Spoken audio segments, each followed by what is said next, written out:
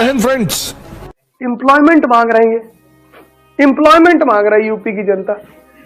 काका काका तुमको आता नहीं, तुम एम्प्लॉयमेंट लोगे, कहां काम करोगे? 50 बेसिक क्वेश्चन पूछ लो, इस क्लास में कोई जवाब ना दे पाएगा। पहली कॉटन मिल किस सन में लगी थी कानपुर में, नहीं बता पाएगा कोई आदमी।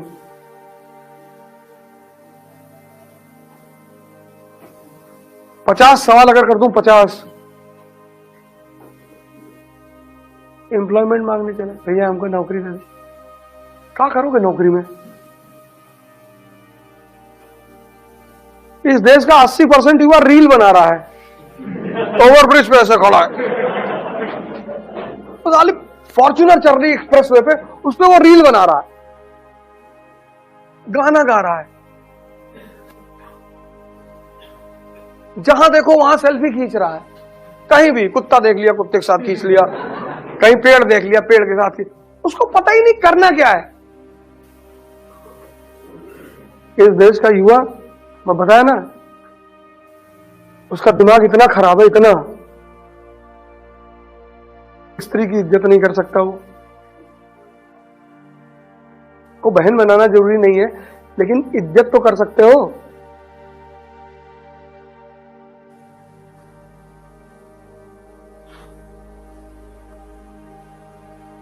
कि वो भी नहीं कर सकते। ये गोल्ड फ्लेग छोटी लिए टहल रहे कि अबे साले डिस्कस कर रहे हैं कि यार वो जो है कैटरीना कैफ की यार विक्की कौशलवा से शादी हो गई। ये अपने आप को विक्की कौशल से ज्यादा स्मार्ट मान रहे हैं। भाई दुख कौन जताता है? जो किसी से अपने आप को किसी से अच्छा समझे। एक भाई साहब हमसे फोन करके कह रहे यार कैटरीना कैफ की शादी विक्की कौशल से हो गई। हमने कहा होने दो, तुम्हारी तय हुई थी क्या? नहीं तुमको क्या दिक्कत है? नहीं वो नहीं, तो तुमको प्रॉब्लम क्या है? ये देश कैटरीना कैफ की शादी के लिए परेशान है, तभी तो तुम पे चोर उचक्के शासन कर रहे हैं। जो चोर उचक्के तुम्हारे ऊपर शासन कर रहे हैं, ये तुम्हारी कमजोरी। अभी 2 लाख लड़के यूपी के विधानसभा में घुस जाए और धोती खींच ले और मारे पटक पटक के सबको, कहां तक गोली चलाओगे बताओ? कितनी गोली चलाओगे? 2 लाख लड़कों को मार डालोगे?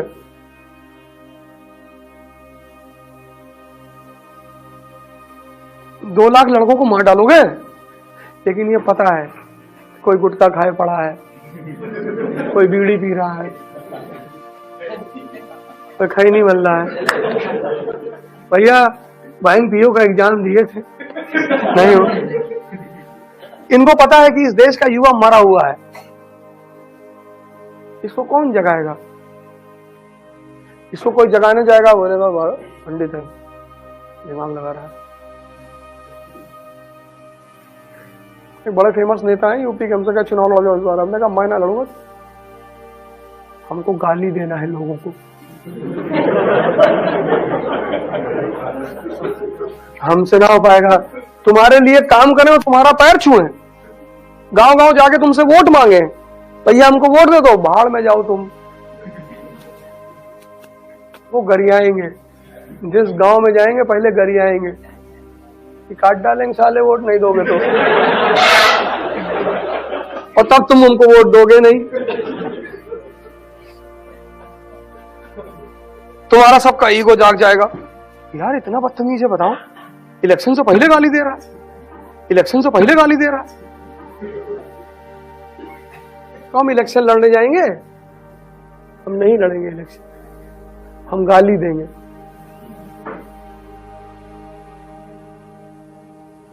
इस देश के चोरों ने तुम्हारा नेचर पकड़ लिया है। इलेक्शन आता है, आके लेट जाते हैं तुम्हारे घर में, भैया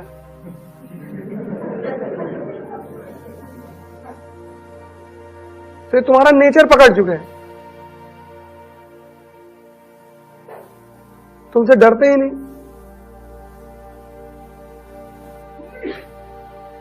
पता है इस देश में डेमोक्रेसी क्यों फेल हो रही है? क्योंकि इस देश का आदमी न्यूज़पेपर नहीं पढ़ता है। पढ़ता है अमर उजाला पढ़ता है, दैनिक जागरण पढ़ता है। दैनिक जागरण का मेन न्यूज क्या है?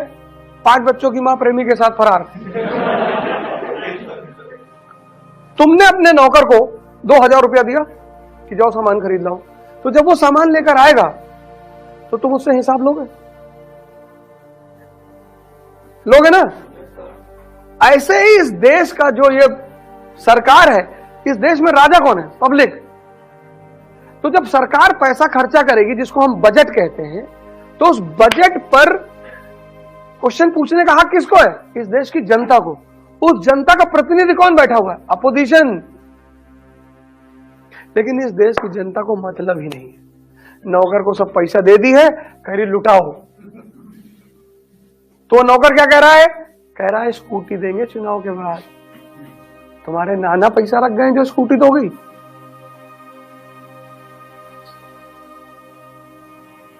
तुम देखो चुनाव प्रचार में क्या चल रहा है, हर पार्टी वादा कर रही है। कहां से दोगे? हमारे टैक्स के पैसे से। भैया स्कूल को प्रमोशन दे दो, किसान का कर्जा तुम इतना माफ करते हो, किसान को टूल दिला दो, इंप्लीमेंट दिला दो, फर्टिलाइजर दिला दो यार, उसकी खेती उन्नत करवा दो यार। इस देश का जो नौकर है, उसका मालिक उससे पूछता ही नहीं कि तुम पैसा कहां खर्चा कर रहे हो। तो नौकर उड़ा रहा है। फिर वो नौकर क्या कर रहा है? अब मालिक, कभी कभी मालिक भड़काता है। जो मालिक है उसमें 2-4 लोग पढ़े लिखे हैं, तो वो अनपढ़ वालों को भड़काते हैं, गरीबी सरकार की देन है, गरीबी। तब पब्लिक खड़ी हो जाती है। यूपी और बिहार सामंतवाद का आज भी शिकार है। यहां ऐसे ऐसे जमींदार हैं जिनके पास आज भी 50-50 हजार बीघा जमीन है।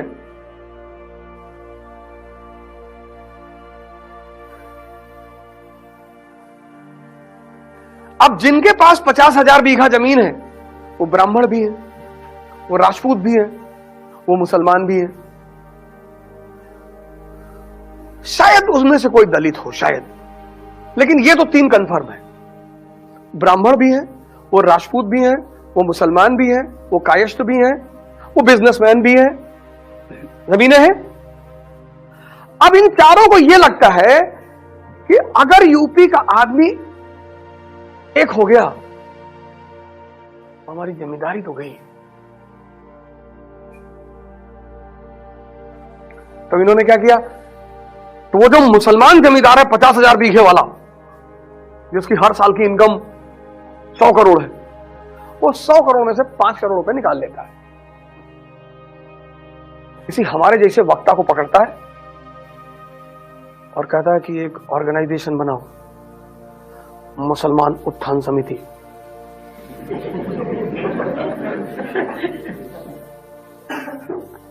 बोले जी, और बोले मुसलमानों को बताओ कि यह मंदिर बन रहा है हमारे खिलाफ।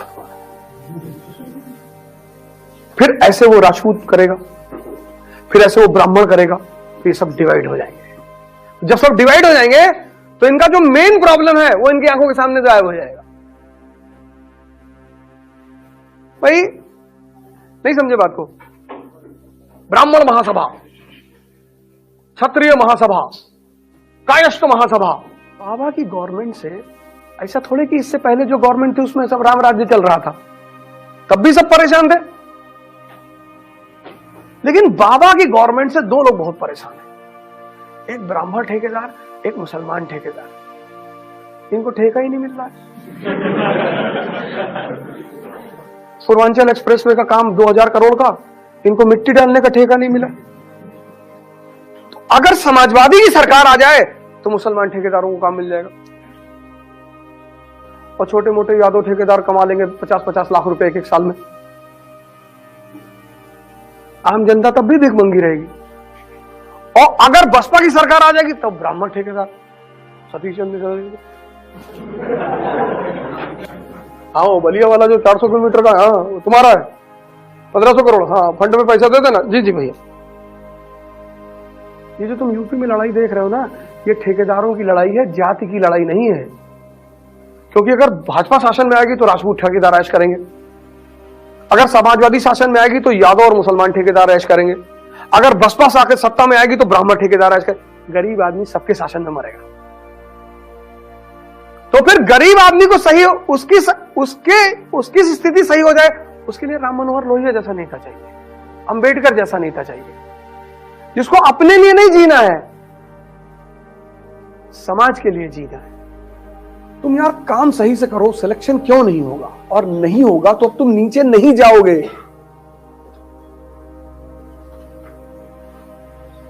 ,95% लोग आज इसलिए डिप्रेशन का शिकार हैं, ओवर थिंकिंग। उसकी वजह यह है कि वो वीक है ना अंदर से। तुमसे ध्यान करने के लिए जो कहता तुम उसका मजाक उड़ाते हो, तुम भारत के संतों का मजाक उड़ाते हो। एक दो संत अगर पकड़ ही लिए गए किसी काम में, 250 का नकली नोट देखे हो? असली होता ही नहीं। जिसका असली होगा उसका नकली भी होगा। और ये पश्चिम के लोग चाहते नहीं कि तुम ध्यान करो, क्योंकि तुम ध्यान करोगे मन से मजबूत हो जाओगे, तुमको स्ट्रेस होगा ही नहीं। स्ट्रेस होगा नहीं, तुम गुटखा खाओगे नहीं। गुटखा खाना मतलब क्या? जुगाली। मुंह चलता रहेगा तो दिमाग शांत रहेगा। यहां मैं देख रहा हूं लोगों को, मतलब वो बनमस्का वाला सुबह 7 बजे आके गुटखा मुंह में डाल लेता है। मैंने कहा यार तुम बेचते तो अमृत हो और खुद खाते जहर हो। अरे भैया, हम कहीं जितना कमा रहे हो ना, ये सब अस्पताल में चला जाएगा।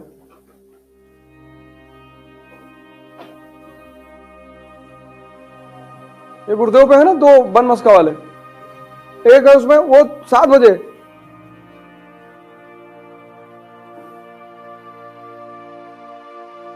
तो ठीक है, कुछ लोग परेशान हैं। और एड यहां पे गुटखा का इतना जबरदस्त है। कंपनी गार्डन के चौराहे पे रजनीगंधा का एड देखो ना, भयंकर। और फिलोसॉफिकल एड, दर्शन।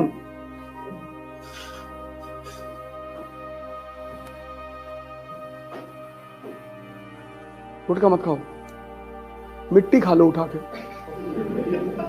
फायदा करेगी, इम्यूनिटी स्ट्रांग करती है। पर गुटखा मत खाओ। प्राणायाम करो यार। स्ट्रेस हो रहा है, मैं समझ रहा हूं, तुम तैयारी कर रहे हो, पढ़ना पड़ रहा है, स्ट्रेस हो, ये तो बात मैं समझ ही रहा हूं। चाय ज्यादा मत पियो, और अगर पीते हो तो नींबू की चाय पिया करो। तुमको तो स्ट्रेस होना ही होना है। इतनी बड़ी प्रिपरेशन है, स्ट्रेस नहीं होगा। हर दिन 6-6 घंटे का मटेरियल यहां डाइजेस्ट करना है, हर दिन कम से कम न्यूज़पेपर तो हर दिन पढ़ना है ना। तो 4-5 दिन बाद मन एकदम पक जाएगा कि भैया रहने दो, तो उसको बचने का कोई तरीका तो चाहिए, वो उसका भी तो सोल्यूशन चाहिए। सोल्यूशन प्राणायाम है, भस्त्रिका। चैलेंज करते हैं, आधा घंटा करना। जिस दिन शुरू कर दोगे ना, कोई नशा नहीं करोगे।